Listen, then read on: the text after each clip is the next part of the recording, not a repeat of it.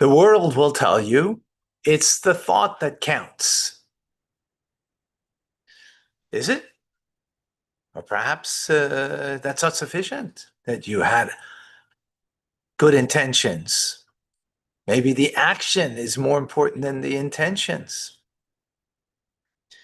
You know, guy comes to the door, he's really down and out. He needs a sandwich.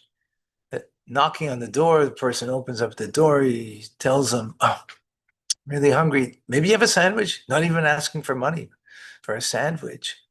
I said, "Oh, I feel really, really. I feel your pain, and yeah, I get you. But you know what? I'm just on my way to protest to save all the walruses in the world. I really don't have time for this right now. Come back another day, and I'm sure I'll be able to help you." Is it the thought that counts, or is it the deed that counts? You have good intentions? Perhaps. Now, sometimes you might say, well, after all, the thought does count because there were forces beyond you that didn't allow you to make good on what you wanted to do. Then you could say the thought that counts, right? Then perhaps. But is that always the case? What is the core of that notion? It's the thought that counts. I would suggest in a deeper level, the core of that notion is that the spiritual idea, as opposed to the physical reality, is more important than what materialized, right? Is the spirit. And my spirit was in the right place. My heart was in the right place. And therefore, that's more valuable, more important than what materialized, what happened. There's some argument to be made there. But perhaps that's not sufficient. Maybe the whole point is that everything needs to ultimately materialize, to manifest itself in the physical world as a physical reality. Yes, sometimes it's beyond our control. That's understood. But it's beyond our control. So, as the Torah teaches, that in such instances, you're not obliged. But what we can control, like giving that sandwich to that guy that's down and out, and the protests could wait, that would be better, the action than the thought. Welcome to Tanya Today. I'm Rabbi Ronnie Fine, coming to you from Chabad Zichron Kadesh in Montreal, Canada. It's a privilege and a pleasure to share with you the Tanya. We continue in the 10th letter, understanding the power of Torah and the kindness of Torah. God has two basic emotive dispositions, if you will, as we do. Kindness, chesed, and gvura, power, strength, right? One is giving, and the other one is holding back, right? Holding back. It takes power to hold back and bite your tongue and not say what you shouldn't say. It takes power. Kindness is just, indiscriminate giving. That's, ultimate kindness, right? Indiscriminate giving. So the Torah is God's indiscriminate giving of his wisdom, his will to us. He brings it down to every one of us down here in this world. It comes down like water comes from a high point and it goes to the lowest point. So Torah comes from the highest point in the heavens, in the divine order, the will and wisdom of God, and it is showered upon us down here. At the same time, Torah is also called God's strength, which is an opposite idea, right? Which is contraction, holding back.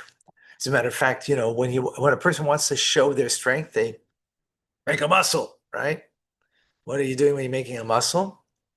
You're making a form, a shape. You're contracting the muscle. So that strength is contraction. That God contracts upon the light of his Torah, and therefore it reflects itself in the material world. So the mitzvahs that we have, they give us an opportunity to connect to God, to be bound up and united with him, are mitzvahs in the physical world. So you have the expression of the mitzvah of tzitzis, for example, wool and strings, made from wool that are in the four-cornered garment. You have tefillin made from leather, and so on and so forth, right? All the mitzvahs in the physical world. Why are they in the physical?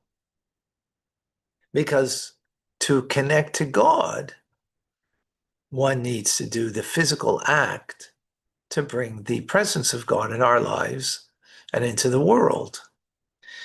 Now, this goes even further. Okay, it's done in the physical, right? In other words, intent to be charitable or intent to do a mitzvah is very nice, that you have the intent to do good, but in the end the connection only comes through the physical engagement of the act of the mitzvah. Now, in that act of the mitzvah, it goes a step further. Every mitzvah has a delimited measure to it, right? Tzitzis has a length of, it has to be 12 times the agudel, the width of a thumb. Tefillin has to be minimally two finger width by 2 finger widths, minimally, right? A lulav, the palm branch, has to be minimally 4 hand breadths, 4 of these. A sukkah has to be 7 hand breadths, minimally. That's minimal. We're talking about minimum, right? The shofar, 1 hand breadth, minimally. You can have a small shofar like that, blowing the shofar, right? A mikvah has to be 40 saw, which is the amount of water of a phone booth, if you remember what that is. Sacrifices are delimited, measured by ages. Sheep 1 year old, rams are 2 years old, oxen are I think also 2. And when it comes to charity, even though the world stands on one of the 3 pillars is charity, and the world stands on it, yet our sages gave a measure on how much charity you should give. Preferably 20%, a fifth of your net income. And minimally, it would be, and the average would be 10%, 1/10, Meiser. Okay. This is what we call chesed olam, chesed of the world, kindness of the world, meaning the world is limited, is measured, right? Everything is precise. The sun is precisely 93 point whatever amount of million miles away. If it was a, if it was a, 100,000 miles closer, we burn up. We wouldn't need to worry about global climate change. We wouldn't have to worry about it, right? If the sun was like, interesting that the sun isn't, or further, then we'd freeze, right? It's exactly where it's supposed to be. Likewise, the moon, all the celestial creations, all of the physical creations, everything is precise. So guess what? When you want to connect to God Almighty, everything also has to be precise. Everything has to be precise. In other words, if you had a sukkah that was less than 7 handbreadths, or you had a lulav less than 4 handbreadths, right? Whatever the measure of the mitzvah is, then you wouldn't fulfill the mitzvah. Even if you had all of the intent in the world, right? But you didn't do it. Passover night, you didn't eat matzah, but you thought about it, you contemplated, you meditated upon the meaning of matzah, of going out of Egypt, and so on. Still have to eat the matzah. And you have to eat a certain measure of matzah within a certain measure of time. But what's the difference? It's the thought that counts. Well, why get hung up on something like that? Eat your matzah leisurely, and and so on. You don't make the connection with God if you don't do it the way the law tells us to.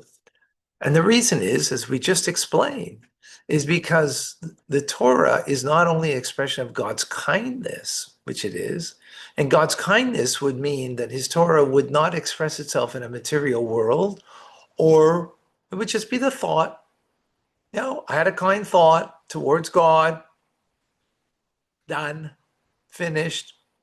But since his Torah, his wisdom, his will, comes also through strength, power, Gevura, it's a delimiter. It contracts on the infinite light, contracts it on so much so that the expression of his divine will isn't a physical object of tzitzis, or the straps of the tefillin, the boxes of the tefillin, right? They express itself there. And even in the expression of the physical, it's within the delimiter of a measure of the physical. Because the physical, by definition, is bound by space, right? And the world is bound by space and time. So therefore, there's a delimiter on every mitzvah that we do in order to be bound up and connected with God, that it has to be done in the right space and the right time. With the right, in the right space, I don't mean the right space, headspace, and that would be intent, but in the right parameter of doing the mitzvah. That's a very powerful idea. And this gives a deeper understanding of why a mitzvah has to be done precisely the way it needs to be done. Folks, I sent you an email to share with you something very special. I hope you got it. You got the email? Take a look. Hold on, let me take a look. Oh, I realize, I'm sorry. I forgot to put dot. I put com, but I didn't do .com. I forgot the dot. As a result, it didn't get to you. We didn't connect through the email. Yeah, the same thing is with God Almighty. To connect with him, it needs a simple dot sometimes to put there in order to make that connection. In other words, the simple little material delimiter of how it needs to be done, the mitzvah, we have to do it in that manner, because that's the way we make the connection. Why? As we just explained. I mean, the thought that counts. God, I'm thinking about you. I'm very grateful for everything you've done. Why do I have to pronounce the blessing? Why do I have to verbalize the blessing? I'm thinking about all the blessings you've given to me. And but God says, you want to connect to me? Verbalize your blessing, right? Pronounce the words appropriately. The right blessing on the right food.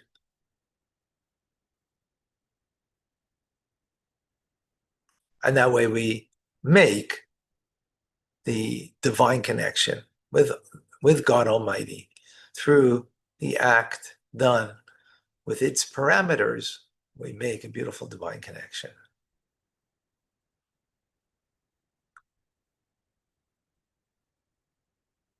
All right. Any questions, any comments, any thoughts? Yeah, I have a question. Yeah. When it comes to the sacrifices, there are quite a number of examples given where the intent of the individual goes along with it. What is the difference between that intent?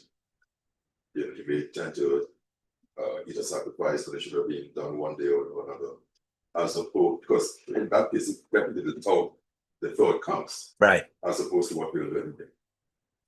So the excellent question.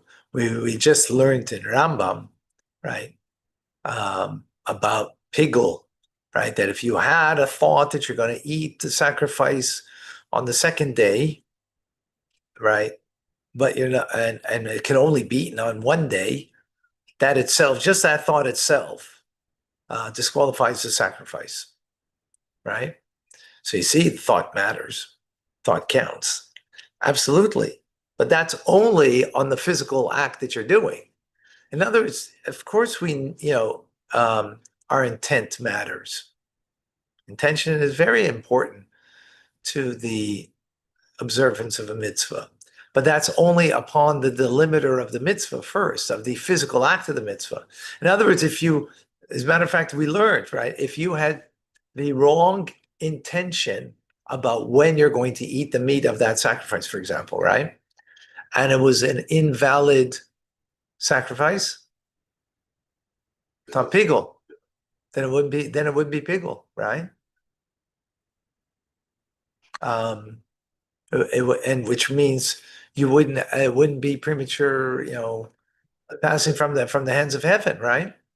So, in other words, the first thing in doing good is the act itself, that it has to be done within the boundary or the definition of what that act is meant to be in order to connect to God, right? Then on top of that, to make that action illuminated, you have to have proper intent. And don't forget, there in the sacrifice, we're talking about improper intent, not, So it just brings this idea to another level, right? But it begins with that the offering itself has to be without a blemish, it has to be the right age, it has to, right? And all those details, what's the big deal? As long as I have the right, mindfulness, what does it matter? But so I brought the goat instead of the ox, or I brought a ram that's 2 years old instead of the one that's 1 year old. Right. Excellent. Okay. Can you explain the length and the width of the tefillin? Mine are from Israel and don't seem to match. Minimum amount would be two. I don't know how much this would be. 2 inches by 2 inches. We don't make them that small usually. It could be that small. Usually they're larger than that. So I don't imagine that necessarily be a problem with them. Right. I was giving okay. Amazing. All right, folks. Rambam coming up. God bless you all. Thank you.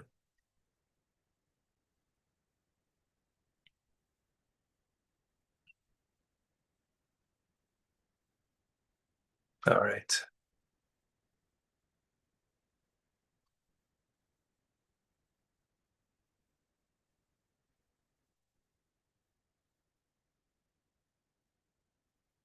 Yeah. Okay.